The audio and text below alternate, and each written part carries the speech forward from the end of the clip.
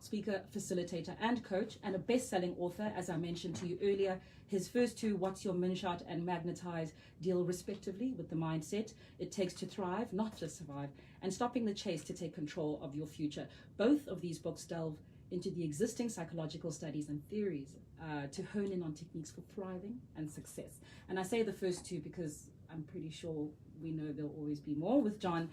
He's also a trend specialist that helps companies navigate the prevalent mega trends affecting their industries and their markets at large. Some of these clients include First National Bank, Momentum, Tiger Brands, Standard Bank, as well as numerous international brands like Mercedes-Benz, Siemens, and Google, and other operators in far-flung corners of the world. If you follow John on any social media, he's usually getting on a flight to a country you can't pronounce. Welcome. Thank you so much. John. What a great intro. Wow, I love it.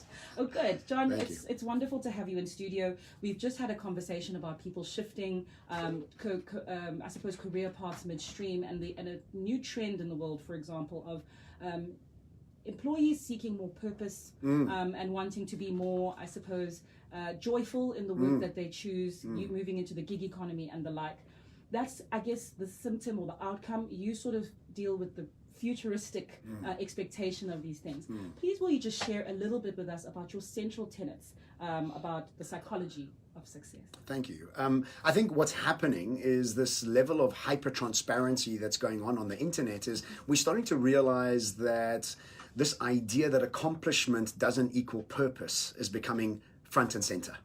I think we've watched our parents have these incredibly long, arduous, and terribly boring careers just to end up to get that watch at the end of the career and then sit in an old age home somewhere. And we've started to realize that this is just not what we want to be doing.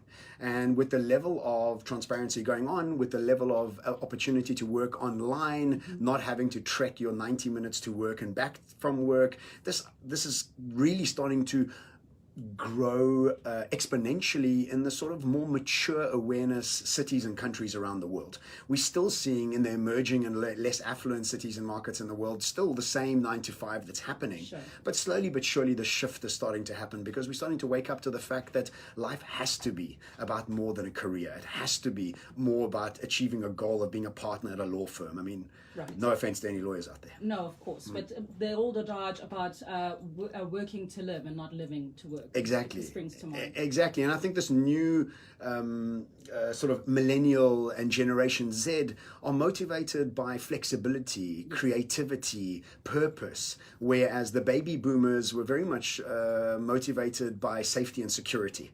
Yes. Generation X, which are you and I, are motivated very much by needing to be seen. Because our parents come from a state of emotional well, you see, in that age group, they weren't celebrated for being emotionally aware. They were celebrated for putting food on the table, bringing up their kids the way they're supposed to bring up their kids. And so a lot of our generation and Generation X never got the acknowledgement from our parents that we so craved. So each generation has its own need state and expectation of why they work, what their motivating factors are, and what they deem success to actually be. Okay, now I know attaining that success, whether it's the Gen X perspective or the current Gen Z, more emotionally or empathetic perspective, in both of those, verbiage and vocabulary are incredibly important to you in attaining this. Can you just tell us why? Language. Yes. Well, you see, language. Language is such a big part of what I speak about, Right. and. Well, okay, so most people think that language is a commentary of their life. And I don't think it is. I think it is the creation of their lives. And what people don't understand is that the very basis of how we speak is sort of based on spelling and sentencing. And so if you think about what you learned at school, the very first thing you learned at school is how to spell. And if you take spell out of language and put it into magic terms, you're actually creating spells every time you talk. And the second thing you learn how to do at school is to build sentences. And so what we do throughout our lives is sentence ourselves to the lives we live based on the magic spells we've chosen to put into those words.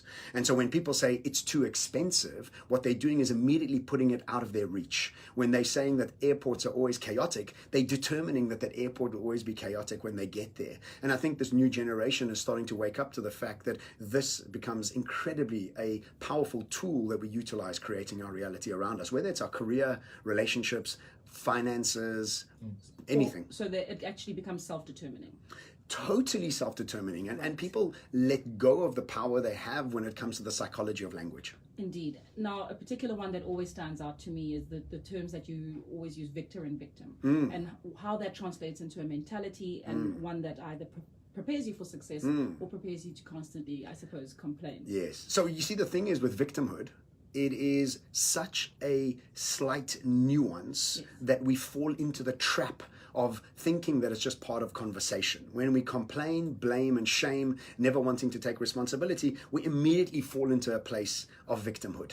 And when we're in that space of victimhood, we don't have the power or the responsibility or even the energy to want to change the world around us. I want to just put you on the spot. Talk to me about the victims of Eskom load shedding who can't stop complaining. The victor, I suppose, mindset would put us, and I challenged our listeners yesterday, put us into the seat of actually mining our way through the lists, establishing what policy is being driven by the people that we are voting for, actually determining what policy each party stands for, rather than the personality that leads it or the one that we like or dislike. Is that something that... So you see, the thing is, obviously we are going through a rough time in the country right now, and I think it's affecting everybody. It's tough for it not to be affected, but the people that are victors are looking for opportunities. They're looking for ways that they go about creating new ways of creating income, helping other people, getting onto the forefront of helping this become the catalyst to change what we vote for, who we vote for, and how we go about doing this. The victims will just utilize this as another reason to complain about whatever else they wanted to complain. If it wasn't the electricity, it would be the weather. And if it wasn't the weather, it would be the fact that there's potholes in the roads. So I think this idea around policy versus person is prevalent throughout the world. I mean, if you just think about what's going on in the States and the UK, it's always about the person, not the policy. It's actually the policy falls by the wayside. And the green sort of movement that was created by that senator in the States. Yes, Congresswoman, yes. Yes, Congresswoman. Yes. They did a documentary on it, and nobody even knows what's in that document. Absolutely, but we love her as a social media feature who the right likes to tear apart, even though she looks adorable dancing in college. Yes. I completely get you. Yes. So we've spoken a little bit, and sorry, just if you've just joined us, I'm speaking to John Sane, leading global speaker, best-selling author, and trend specialist, about the psychology of success, and a lot of his tenets and theories that he's put in his books, What is Your Moonshot and Magnetize, the first two anyway, the bestsellers.